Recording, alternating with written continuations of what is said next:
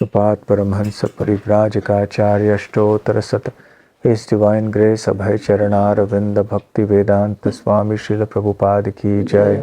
अनंत कोटि वैष्णव वृंद की जय। श्री श्री निताय गौर हरि की जय। श्री श्री गोपाल हलधर की जय। श्री श्री राधा गोकुलेश्वर की जय। ग्रंथराज श्रीमद् भागवतम की जय। निताय गौर प्रेमानंदे समवेत भक्त वृंद की जय। समवेत भक्त वृंद की जय। समवेत भक्त वृंद की जय। श्री श्री गुरु गौरांग की जय।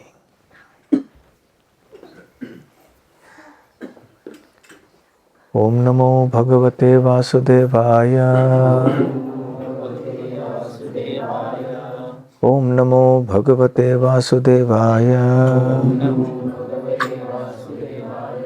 ओम नमो भगवते वासुदेवाय। नारायणं नमस्कृत्य नरं चैव नरोत्तमं देवीं सरस्वतीं व्यासं ततो जयमुदीरयेत्। नष्टप्रायेषु भद्रेषु नित्यं भागवत सेवया भगवत्युत्तम श्लोके भक्तिर्भवति नैष्ठिकी।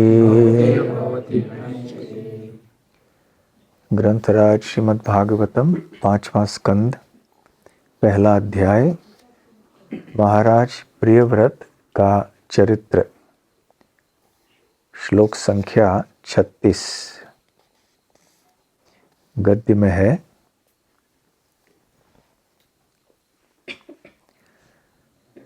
स एवं अपरिमित बल पराक्रम एकदा तु देव ऋषि चरणम अनुशयन अनुपतित गुण विसर्ग संसर्गेण अनिवृत्तम इव आत्मानं मन्यमान आत्मनिर्वेद इदम आह।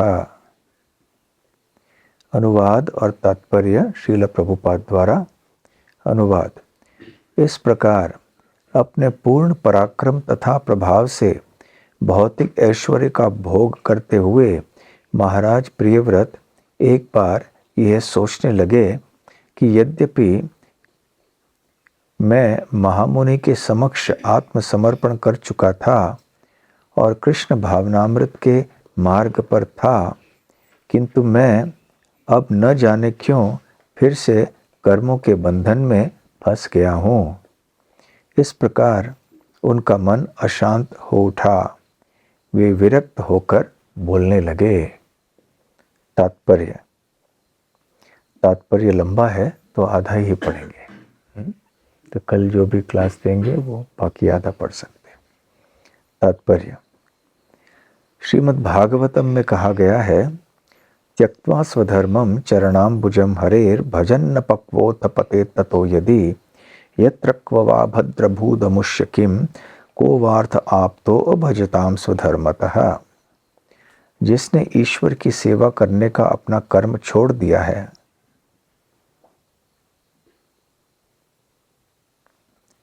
वह अपरिपक्व अवस्था के कारण कभी कभी गिर जाता है। अनुवाद ठीक कैसे? जिसने ईश्वर की सेवा करने का अपना कर्म छोड़ दिया है,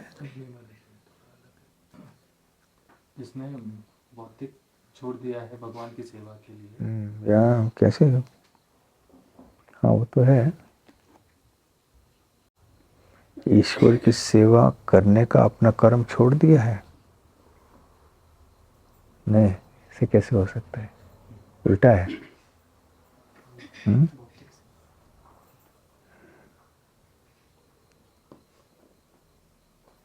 वही दे दो मुझे, उसमें से मैं अनुवाद करके करता हूँ।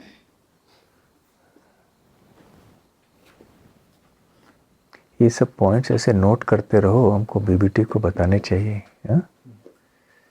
कौन से?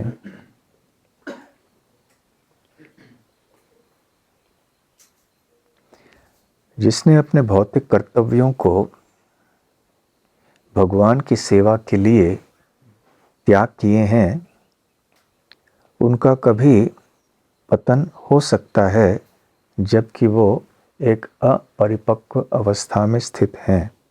फिर भी असफल होने का कोई डर या उनके लिए कोई खतरा नहीं है।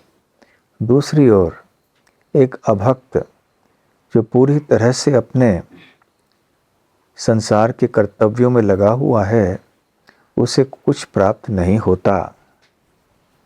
किसी न येन केन प्रकारेण यदि हमने किसी एक महान वैष्णव का शरण ग्रहण किया और हम कृष्ण भावनामृत को स्वीकार करते हैं एक भावुकता के कारण, और समय के अनुसार फिर हमारा पतन होता है क्योंकि हमारी भक्ति की समझ अपरिपक्व है, तो वास्तव में हम पतित नहीं हैं, क्योंकि कृष्ण भावनामृत में युक्त होना ये एक नित्य धन है। यदि किसी का पतन हो जाता है तो थोड़े समय के लिए उसकी प्रगति रुक सकती है, परंतु किसी योग्य समय पर वो पुनः प्रकट हो जाएगी। यद्यपि प्रियव्रत महाराज नारद मुनि के आदेशों के अनुसार सेवा कर रहे थे, जो कि भगवत धाम लौटने के लिए के उद्देश्य से थे, फिर भी अपने पिता के निवेदन पर वो भौतिक कार्यों में लौट के आ गए। समय बीतने पर उनकी कृष्ण चेतना पुनः जागी उनके गुरु श्री नारद मुनि के द्वारा।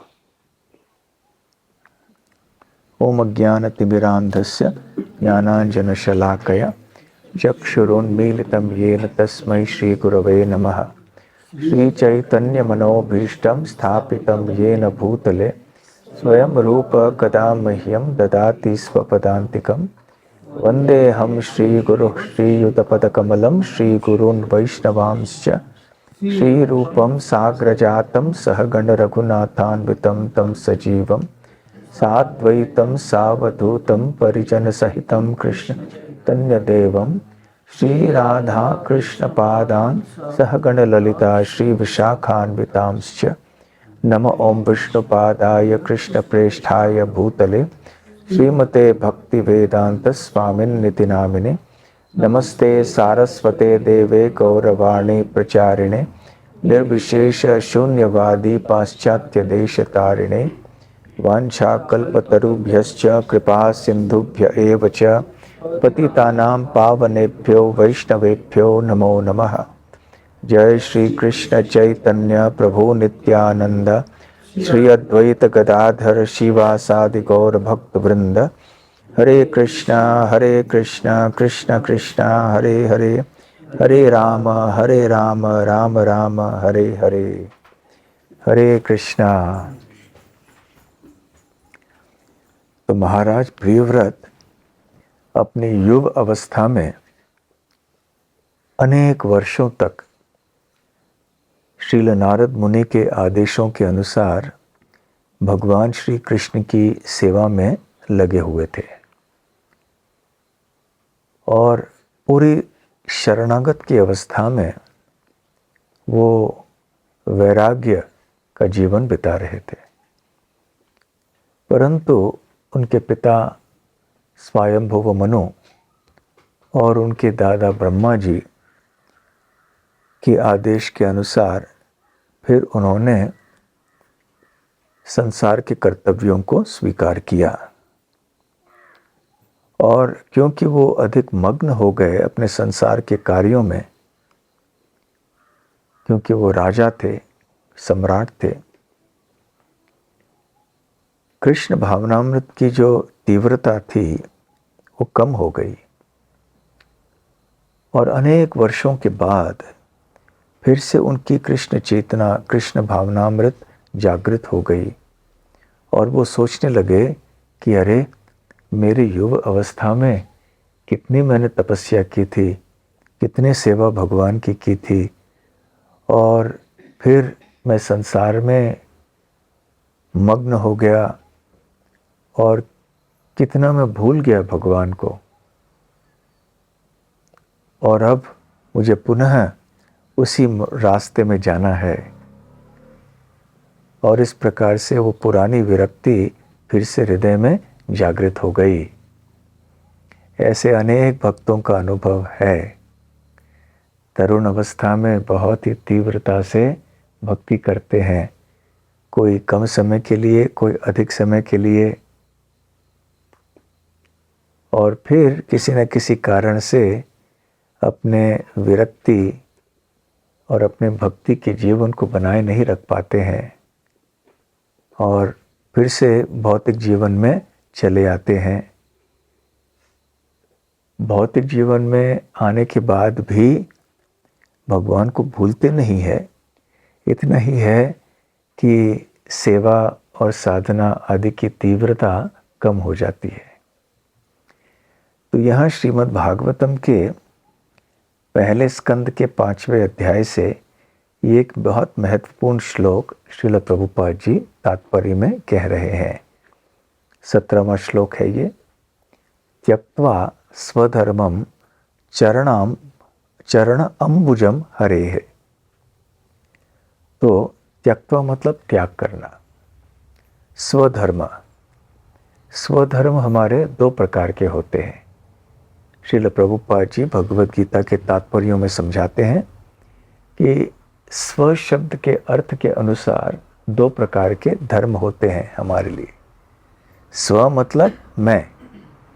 जब मैं स्व की बात करता हूँ तो मैं कौन हूँ। जब हम अपने आप को शरीर समझते हैं तो शरीर के अनुसार जो धर्म होते हैं वो एक प्रकार के होते हैं।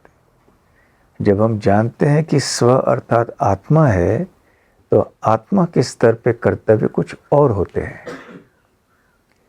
तो सबकी शारीरिक परिस्थिति भिन्न भिन्न होने के कारण सबके शारीरिक स्वधर्म भिन्न भिन्न होते हैं।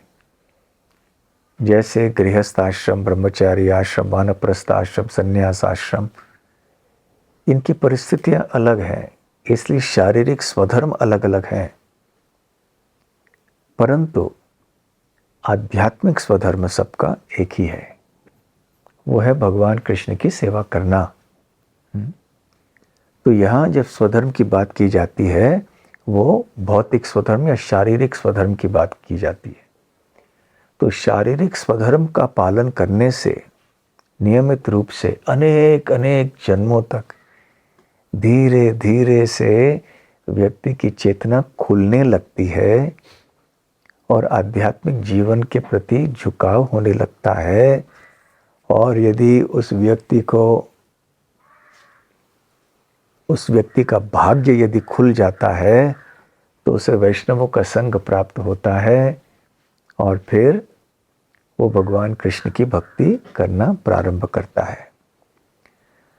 तो स्वधर्म, यदि कोई व्यक्ति ऐसे संसार के कर्तव्यों को त्यागता है, त्यक्त्वा स्वधर्मम, किस लिए त्यागता है? स्वचरण अम्बुजम हरेः। हरि मतलब हरि के चरण अम्बुज। अम्बुज शब्द का अर्थ क्या है? कमल। तो भगवान श्री हरि या श्री कृष्ण के चरण कमलों की सेवा के लिए कोई व्यक्ति अपने संसार के कर्तव्यों को त्यागता है और उसके बाद भजन अपक्वो पते ततो यदि, ततम तो उसके बाद उसकी भजन की अवस्था अपरिपक्व, कच्चा होने के कारण, यदि आवश्यक नहीं है, यदि उसका पतन हो जाता है, पते ततो यदि,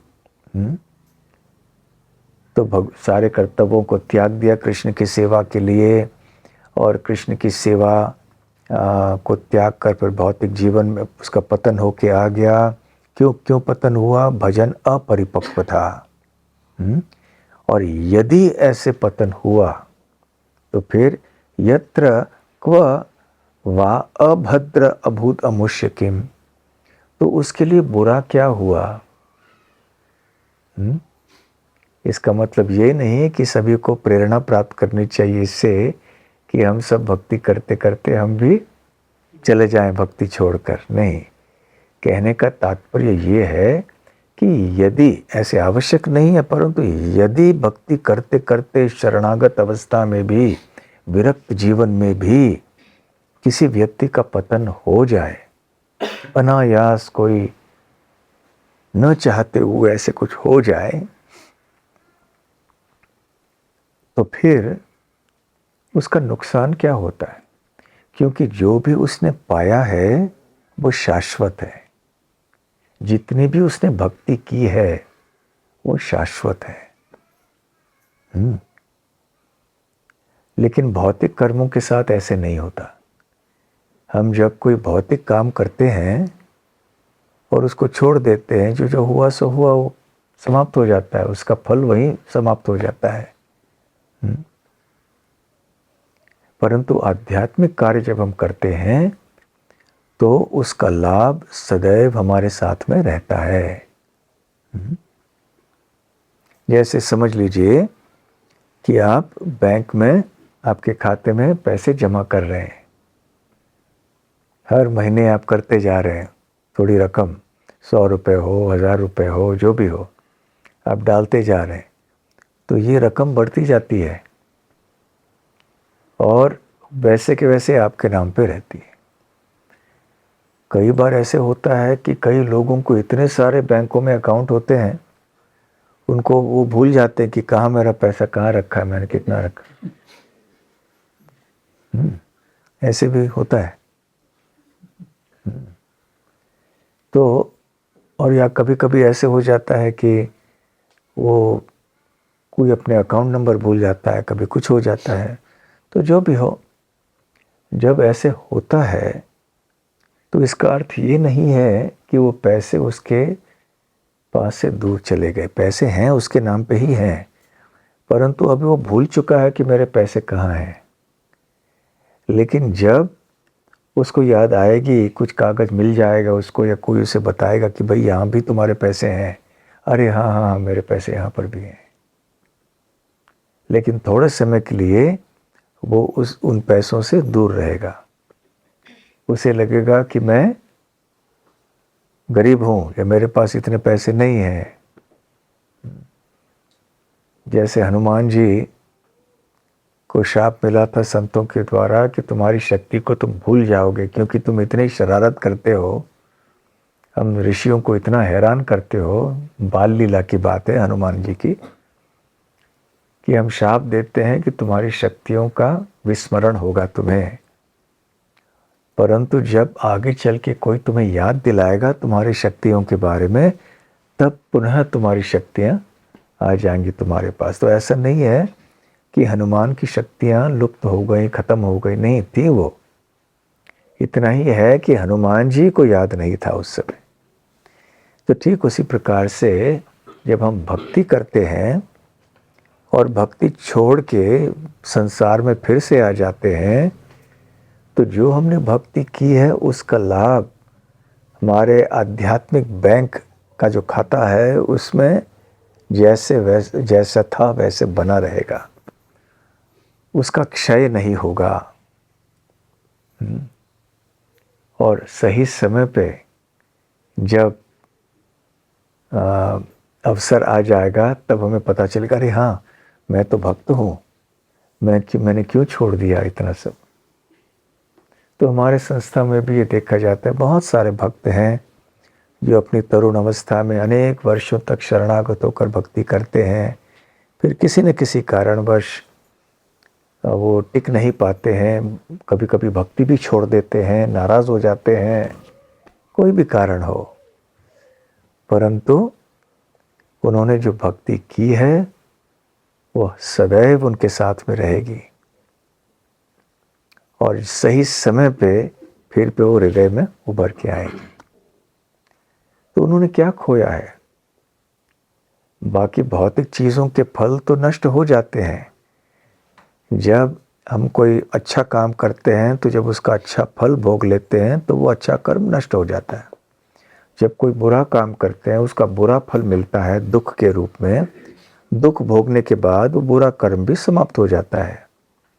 परंतु आध्यात्मिक जीवन के साथ ऐसा नहीं है। भगवान कृष्ण की भक्ति करने से जो उसका लाभ है वो शाश्वत रूप से रहता है, कायम रहता है। तो इसलिए यहाँ पर नारद जी कह रहे हैं यत्र क्व अभद्र अमुष्यकिम, इसमें अभद्र क्या हुआ? कोई खराबी नहीं हुई, उसका क्या नुकसान हुआ? भौतिक दृष्टि से देखा जाए तो लग सकता है कि अरे इतने सालों में वो उसने व्यक्ति ने इतने पैसे कमा लिए होते, या उसने इतने संसार में प्रगति कर ली होती, या इतना भोग कर लिया होता, परंतु ये सारी चीज़ें तो क्षणभंगुर हैं। आध्यात्मिक दृष्टि से देखेंगे तो उसने कुछ नहीं खोया है।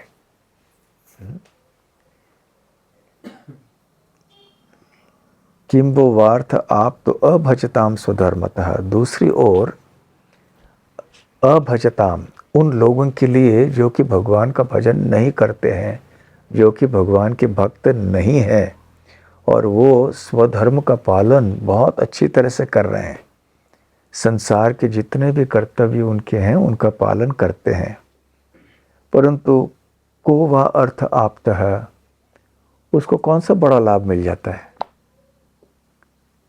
यदि किसी ने भगवान की भक्ति नहीं की परंतु संसार में सारे कर्तव्यों का पालन किया तो उसको क्या मिला? क्योंकि कर्तव्यों का पालन करने से जो उसको भौतिक लाभ मिलेगा, उसका भोग करने से फिर वो कर्म भी समाप्त हो जाएंगे, वो लाभ भी समाप्त हो जाएगा। तो भौतिक कर्म करने का लाभ और नुकसान भी क्षणिक होता है, थोड़े समय के लिए रहता है, फिर खत्म हो जाता है। परंतु आध्यात्मिक जगत में ऐसे नहीं है। इसलिए बहुत महत्वपूर्ण सिद्धांत यहाँ श्रीमद् भागवत में बतलाया गया है कि भक्ति ही एक कार्य है जिसको अक्षय कहते हैं। अक्षय अर्थात जो कभी क्षय नहीं होता, जिसका विनाश नहीं होता। भौतिक कर्मों का विनाश होता है। तो राजा प्रियव्रत के साथ ऐसे ही हुआ। कई वर्षों तक विरक्त जीवन, फिर भोग का जीवन, और फिर समय आया, अरे मैं क्या कर रहा हूँ, इतने साल भोग में लग गया, मुझे वापस जाना चाहिए भक्ति के रास्ते में। श्रील प्रभुपाद जी कहते हैं कि शास्त्रों में दो मार्गों का वर्णन है। एक को कहते हैं प्रवृत्ति मार्ग और दूसरे को कहते हैं निवृत्ति मार्ग। प्रवृत्ति मार्ग भोग का मार्ग है, निवृत्ति मार्ग वैराग्य का मार्ग है। हमारा उद्देश्य है निवृत्ति मार्ग, परंतु क्योंकि ये संभव नहीं है सबके लिए, तो प्रवृत्ति मार्ग को इस प्रकार से स्वीकार करते हैं कि उसमें भी भगवान की भक्ति जोड़ ली जाए। फिर धीरे धीरे धीरे से प्रवृत्ति मार्ग से आगे बढ़ के निवृत्ति मार्ग में आ जाते हैं। तो राजा प्रियव्रत अभी सोच में पड़ गए हैं कि अरे मैंने क्या कर दिया, इतने साल मैंने बिता दिए, कितनी अच्छी तरह से भक्ति में करता था तरुण अवस्था में। तो ऐसे प्रियव्रत महाराज का एक बहुत महत्वपूर्ण उदाहरण है। और कौन से उदाहरण आपको भागवतम से या अन्य शास्त्रों से मन में आते हैं? हाँ, भरत महाराज, बहुत अच्छा राजा थे भरत महाराज, विश्व सम्राट थे।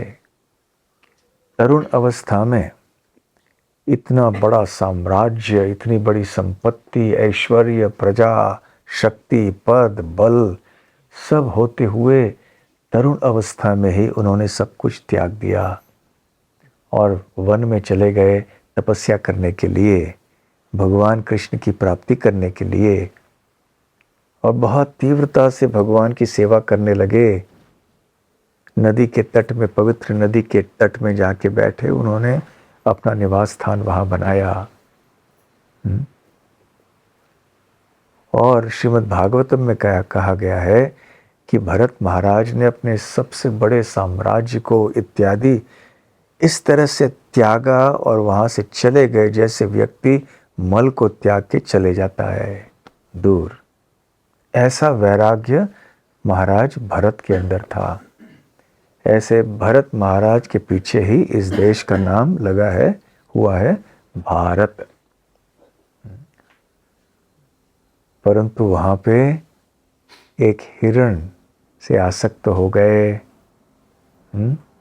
कहाँ इतने बड़े विश्व सम्राट, कहाँ इतने बड़े वैरागी, एक छोटे से हिरण से आसक्त होने के कारण उनकी विवेक बुद्धि नष्ट हो गई और भगवान की सेवा छोड़कर हिरण की सेवा में लग गए। और फिर जब उनकी मृत्यु हुई तो मृत्यु के समय उस हिरण का ही स्मरण करते करते प्राण त्याग दिया, क्योंकि हिरण का स्मरण किया तो अगले जन्म में हिरण बन गए। परंतु भगवान की कृपा से उनको उस हिरण के जन्म में भी अपना पूर्व जन्म का स्मरण था। इसको जातस्मर कहते हैं। जातस्मर अर्थात जिसको अपने पूर्व जन्म का स्मरण है।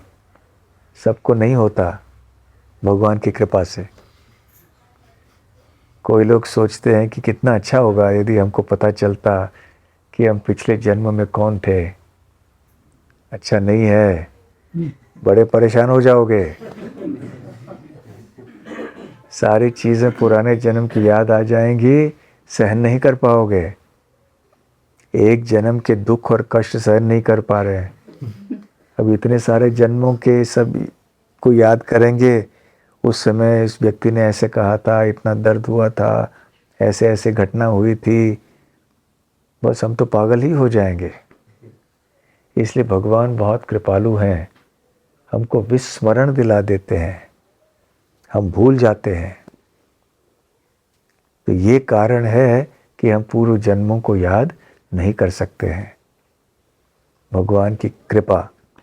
तो जब कोई आपको पूछे कि पूर्व जन्म है यदि, तो हम क्यों नहीं याद कर सकते, तो ये उत्तर है कि यदि हम याद कर सकते तो हमारे जीवन में कष्ट अनेक गुना बढ़ जाता और हम हमारे परिचय के बारे में भी हमारे मन में भ्रांति हो जाती कि मैं ये हूँ कि मैं पिछले जन्म वाला हूँ। कई बार भारत में ऐसे प्रसिद्ध घटनाएं हुई हैं, सत्य घटनाएं। छोटे बच्चे जो हैं, कभी कभी उनको पूर्व जन्म का स्मरण हो जाता है और छोटे छोटे अवस्था में भी जब से वो बोलना शुरू करते हैं, तब से वो अपने माता पिता को बोलने लगते हैं कि मैं आपका बेटा नहीं हूँ, मेरा नाम ये है, मैं वहाँ रहता हूँ, उस गांव में रहता हूँ, और मेरा नाम ये है, मेरी पत्नी वो थी, मेरे बच्चे इतने थे। तो ऐसे 4-5 साल का बच्चा, उसके कैसे पत्नी हो सकते हैं, बच्चे हो सकते हैं, वो कैसे दूसरे गांव का हो सकता है, परंतु उसको पूरी तरह से याद रहता है। और कई ऐसे घटनाएं हैं, सैकड़ों ऐसे हैं। और फिर कई लोग उनको ले जाते हैं कि भाई उस गांव में, उस शहर में, और वो बिल्कुल ठीक अपने पूर्व जन्म के पत्नी को, पूर्व जन्म के माता पिता को, भाई बहन को, बच्चों को, उनके मित्रों को पहचान लेता है और पूर्व जन्म के घर के अंदर कौन सा सामान कहाँ रखा था, क्या है, वो सब जानता है। पिछले जन्म में जो गोपनीय बातें थीं, जो केवल परिवार के सदस्यों को ज्ञात था, उसको भी वो बच्चा बोल देता है और सभी लोग आश्चर्यचकित हो जाते हैं। अब पूर्व जन्म की पत्नी देखती है कि ये मेरे पति है, लेकिन है 5 साल का बच्चा। अब वो बच्चा जो है, ये बाकी सब लोग परेशान तो हो ही जाते हैं, लेकिन सबसे ज़्यादा परेशान वो बेचारा बच्चा हो जाता है, क्योंकि वो 2 जन्मों में एक साथ जी रहा है। वो जानता है कि मैं पिछले जन्म में ये था और इस जन्म में ये हूँ, तो मैं वो हूँ या ये हूँ। तो उसके मन में बहुत कष्ट होने लगता है। इसलिए भगवान हमको भुला देते हैं, यही अच्छी बात है। एक बार कभी ऐसे यहाँ जब क्लास करोगे ना, तो ऐसे घटनाओं के बारे में थोड़ा बताना सबको, जो सत्य घटनाएं हैं। प्रभुपाद जी ने भी बताया, शांति देवी करके हैं, बहुत से प्रसिद्ध घटनाएं हुई हैं। मीनू करके एक और है, बहुत सारे हुए। एक बार जब मैं, बहुत साल पहले की बात है, मैं भगवत गीता के दूसरे अध्याय पे प्रवचन दे रहा था, तो पुनर्जन्म का विषय था उस श्लोक में। तो पुनर्जन्म होता है इत्यादि, इसके बारे में थोड़ा प्रमाण में दे रहा था कि कैसे कई लोगों को अपना पूर्व जन्म याद है इत्यादि सब। तो उसके बाद एक सज्जन आए जो कि भारतीय रेल में बहुत ऊंचे पद पर अधिकारी थे। उन्होंने कहा, मैंने आपका प्रवचन सुना और मैं ऊब गया। ऊब गया मतलब बोर हो गया। तो मैंने कहा ठीक है, अगली बार तो मैं प्रयास करूंगा कि आप ऊब ना जाएं।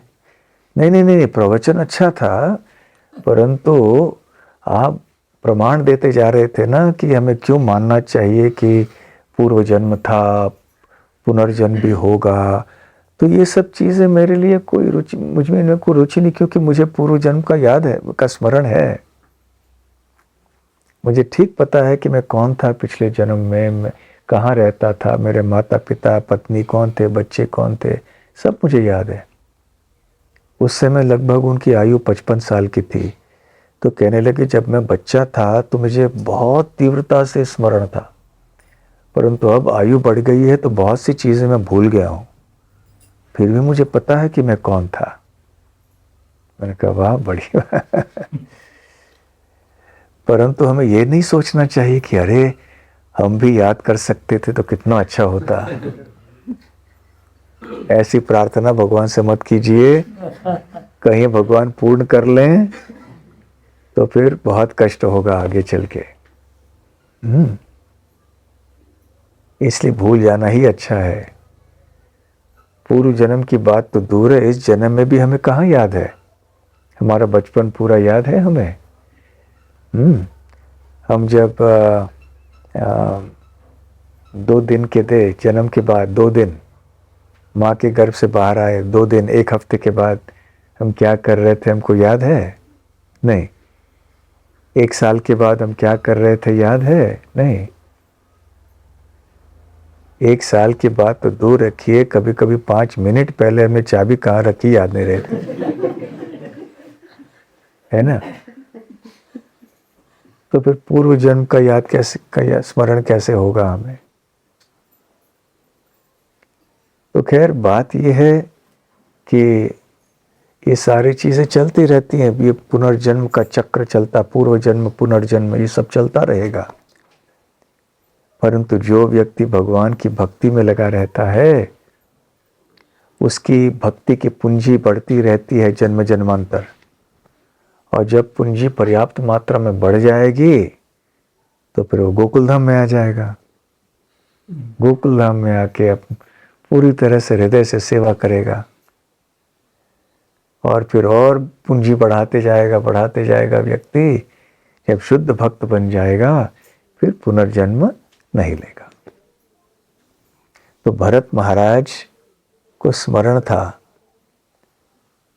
एक हिरण के शरीर में भी याद था, इसलिए हिरण के शरीर में भी वो वैराग्य बन गया। वो अपने हिरण समाज में रहता नहीं था, क्योंकि फिर आसक्ति हो जाएगी ना वहाँ पे फिर से। तो उसने ठान लिया कि मैंने जो पिछले जन्म में गलती की थी वो नहीं करूँगा अभी। इसलिए केवल थोड़े साधुओं के आश्रमों में ही रहते थे वो। हिमालय में बहुत से साधुओं के आश्रम थे, तो वहाँ जाके वो रहने लगा, और फिर वो जीवन बीत गया। फिर तीसरा जन्म हुआ, पहला भरत महाराज, फिर दूसरा हिरण का जन्म, फिर एक ब्राह्मण के पुत्र के रूप में जन्म लिया।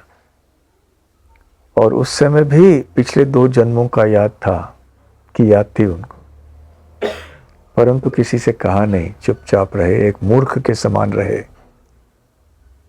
ताकि कोई ये न सोचे कि ये बुद्धिमान व्यक्ति है।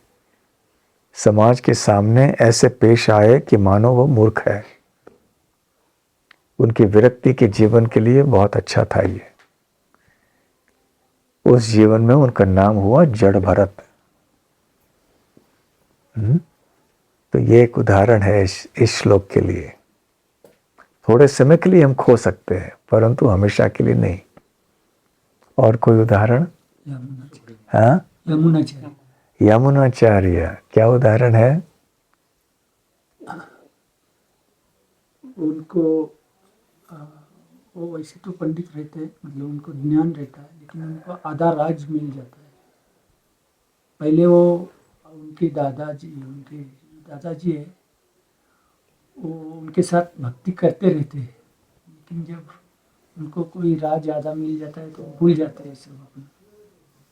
फिर उसके बाद उनके दादाजी उनको फिर किसी एक साधु से बोल के उनको याद दिलाते हैं कि आप पहले यही थे, ये करना चाहिए। तब वो फिर बहुत अच्छा, बहुत अच्छा। तो यमुनाचार्य भी पहले अपने तरुण अवस्था में बहुत अच्छे भक्त थे। फिर किसी स्पर्धा में जीत गए, उनको राज्य मिल गया। राज्य में राजा बनने के बाद भक्ति भूल गए। प्रियव्रत महाराज की तरह फिर अपने भोग के जीवन में लग गए। फिर से नाथ मुनि उनके जो गुरु थे, उन्होंने फिर कोई रास्ता निकाला और उनको फिर से भक्ति में वो लेकर आए।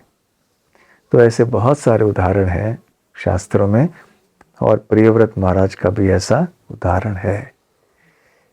क्योंकि आज अभी सेवा करनी है खेत में जाके, तो प्रवचन आज यही समाप्त करते हैं। हरे कृष्णा कृष्णा कृष्णा हरे हरे, हरे राम राम राम हरे हरे। श्रील प्रभुपाद की जय। श्री गोकुल धाम की जय।